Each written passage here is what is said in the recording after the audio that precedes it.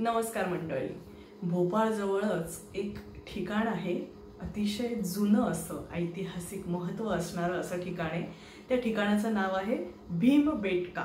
भीमबेटका म्हणजेच थोडक्यात महाभारतातला भीम आणि त्याची बैठक असण्याचं जागा, म्हणजे थोडक्यात त्याचा अपभ्रंश झालेला आहे म्हणून ते भीम बैठक याचं झालं भीमबेटका. साधारण भोपाळपासून 45 किलोमीटर दूर असं हे ठिकाण आहे.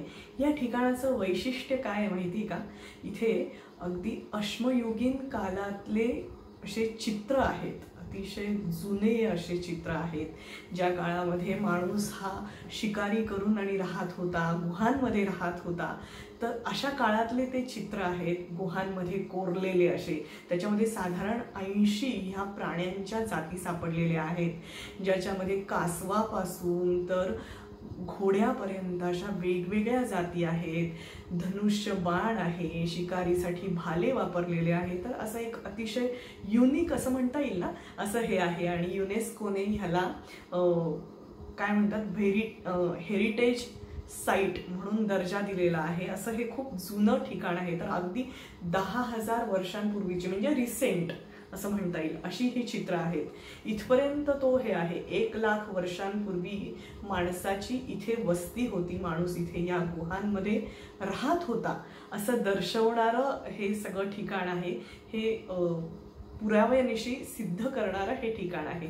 तर असं हे भीमबेटका ठिकाण जे आहे ना, हे खूपच छान आहे, वेगळं आहे काहीतरी. आणि आपल्याला साऊथ अमेरिकेमध्ये जसे जुने अवशेष सापडतात माणसांचे, तसेच भारतामधलं हे सगळं जे हा जो काळ होता ना, तो हा साधारण अश्मयुगीन असा काळ आहे. म्हणजे जेव्हा फक्त शिकारीच होत होत्या.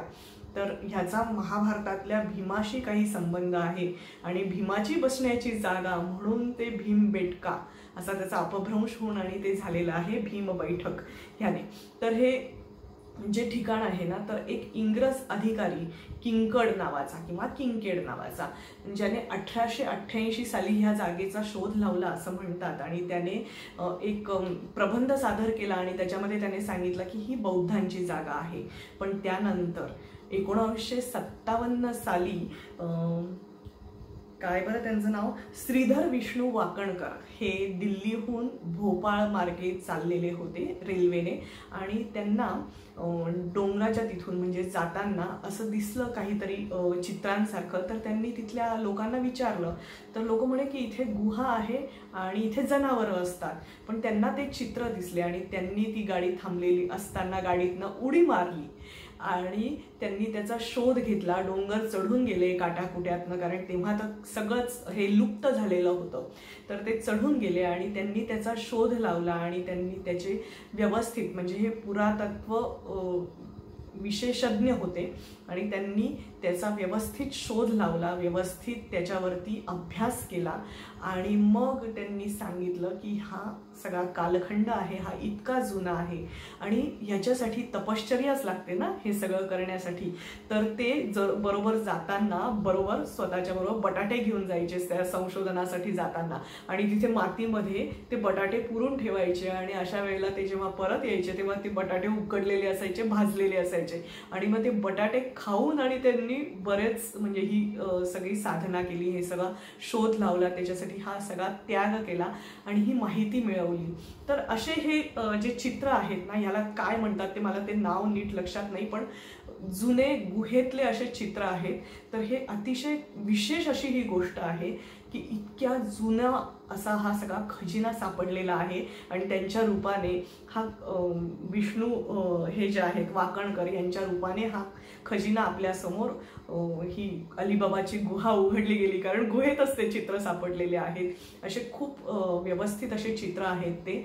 आणि त्याच्यामध्ये घोड्यापासून असा जो एक समज होता ना की अरबांनी घोडा आपल्याकडे आणला, तर तसं नाही आहे की इतक्या लाख वर्षांपूर्वी आपल्याकडे आधी पण घोडा होता आणि तिथे शिकारीचे, बाणाचे, धनुष्य बाणाचे, भाले वगैरे असे घेऊन चालणारे, घोळका असणाऱ्या लोकांचे, ग्रुप्सचे वगैरे असे सगळे चित्र आहेत. तर आपण आज ह्या पण साईटला एक व्हिजिट देणार आहोत, ही पण साईट बघणार आहोत. त्यामुळे स्टे ट्यून, तुम्हाला दाखवण्याचा प्रयत्न करते. आणि सगळेजण सांगा की तुम्हाला या साईटबद्दल माहिती आहे का. नसेल तर तुम्हाला हा सगळा व्हिडिओ कसा वाटला याबद्दल माहिती देण्याचा हा प्रयत्न, कारण तिथे गर्दीमध्ये नीट आवाज येतोच असं नाही आणि त्याच्या आधी थोडीशी माहिती आपल्याला पार्श्वभूमी माहिती असावी म्हणून हे सांगण्याचा प्रयत्न. थँक्यू.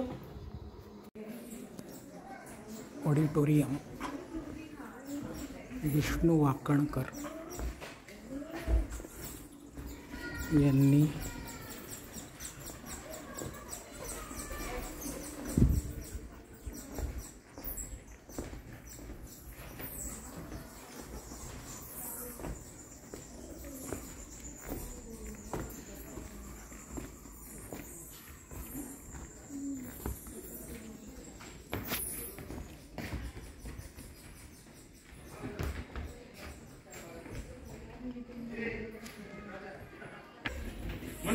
हाताचं हे मूठ दिसते ना,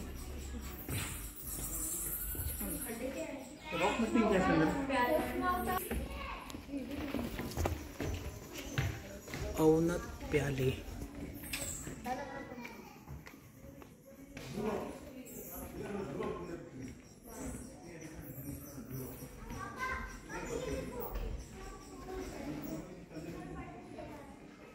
झू रॉक.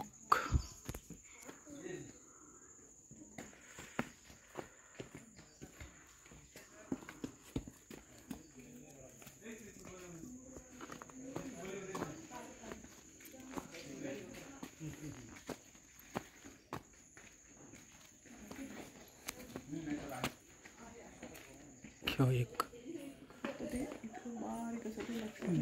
दिसतंय येईल.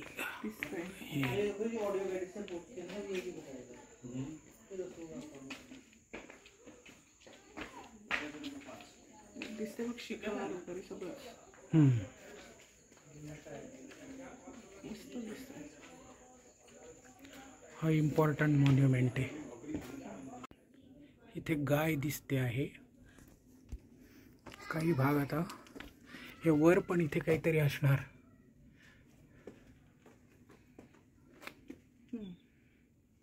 ठीक आहे, ठीक आहे ना, जे आहे ते.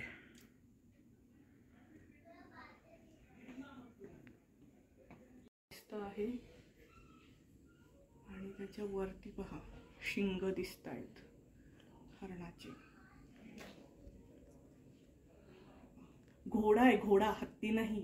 आणि त्या घोड्याची शेपटी पण आहे, दिसला का? आणि मग तिकडे कोपऱ्यात हत्ती आहे.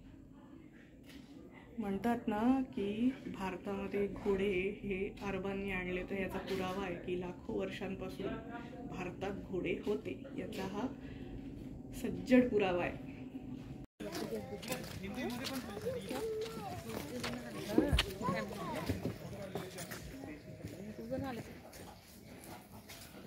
World heritage site.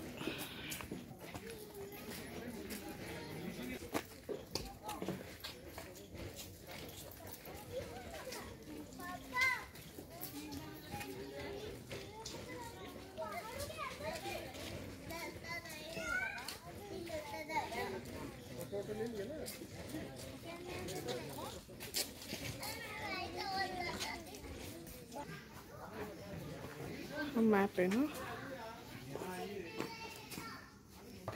वाकणकर.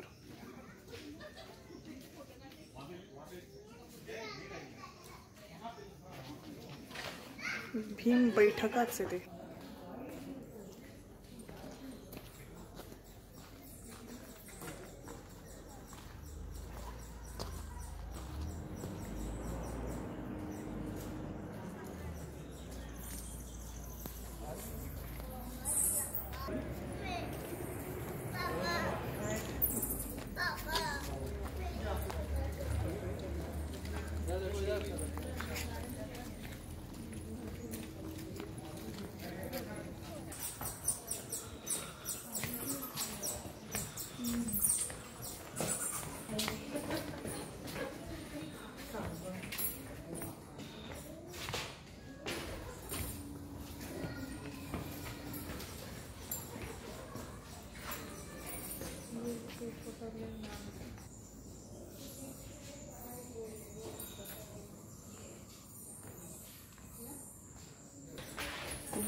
मस्त फार छान आहे.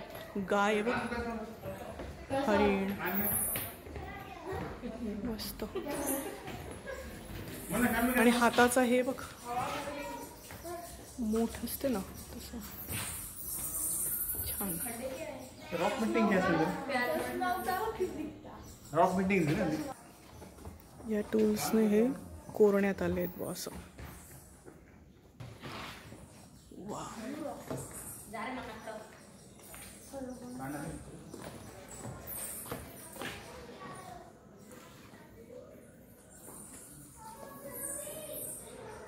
भारी दिसतोय.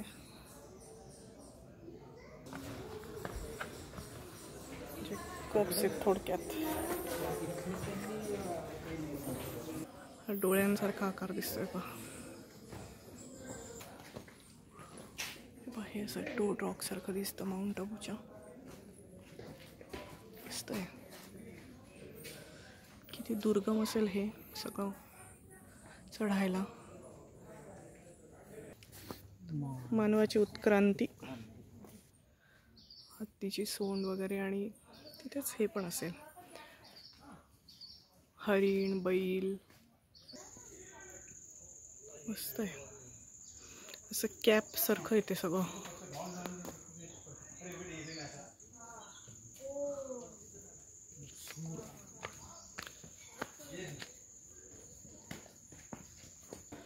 इथे दिसत आहेत पहा, भरपूर आहेत. म्हणूनच त्याला झू म्हणण्यात आलं. इतके प्राणी आहेत, जवळपास 70-80 प्राणी आहेत का इथे, वाचलं तुम्ही? 70 ते 80 प्राणी आहेत म्हणे. फक्त ते इतकं बारीक असं ते लक्षात नाही येणार. दिसतंय मस्तच दिसतंय.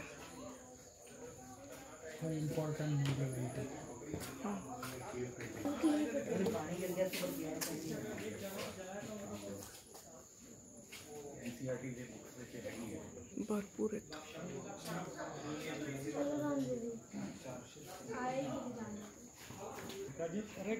हे सगळ्यात मोठा मॉन्युमेंट आहे हा. इतके आकृती आहेत. भीमबेटका एकदम वर्ल्ड हेरिटेज साईट आहे ना. वर्ल्ड हेरिटेज साईट आहे. हे मागचं जे चित्र आहे हे खूपच महत्त्वाचं आहे ना. याच्यामध्ये जवळपास 450 हे दिसत आहेत आकृती आहे त्याच्यात.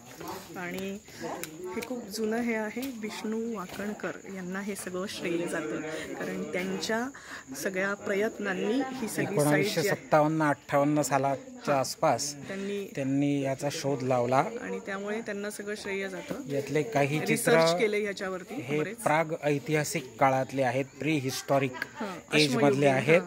आणि काही चित्र हे 6व्या शतकातले, म्हणजे जवळपास 1500 वर्ष जुने. 1500 वर्ष. आमच्या मागे तुम्हाला काही ते चित्र दिसत असतील, उलटे दिसत असतील. आधी आम्ही सरळ घेतलेले आहेत. हिरवे हिरवे गार गालीचे, हरित तृणांच्या मखमालीचे, त्या सुंदर मखमालीवरती फुलराणी ही खेळत होती.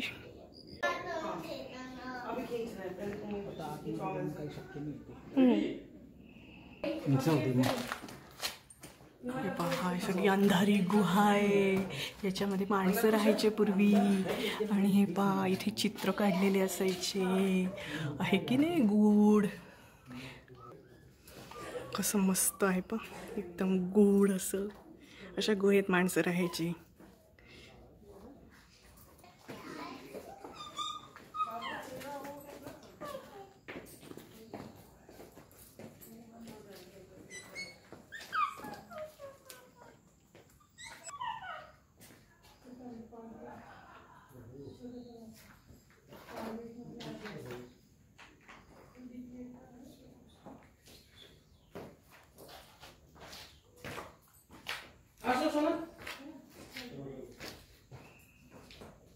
हे पाहिल्यावर मला ना मॅकॅनॉस गोल्डची आठवण येते. असंच होतं ते. तुम्ही बघितलंय का पिक्चर? अशीच क्लिफ दाखवली आहे त्यांनी. आणि हे पहा, वाव. हे पहा समोर दिसतंय, पहा तिकडे कोपऱ्यात हत्ती आहे, इथे पांढरं हे दिसतं आहे आणि त्याच्या वरती पहा शिंग दिसत आहेत हरणाचे. घोडा आहे, घोडा, हत्ती नाही. आणि त्या घोड्याची शेपटी पण आहे, दिसलं का? आणि मग तिकडे कोपऱ्यात हत्ती आहे. म्हणतात ना की भारतामध्ये घोडे हे अरबांनी आणले, तर याचा पुरावा आहे की लाखो वर्षांपासून भारतात घोडे होते, याचा हा सज्जड पुरावा आहे. ते काही आहे पण काही ओळखू नाही येतात. माणूस गुहेत राहायचा तर त्याची जीवनशैली कशी असायची ते दाखवणं आहे है ना. भीमबेटका हे पहिलं शैलचित्र.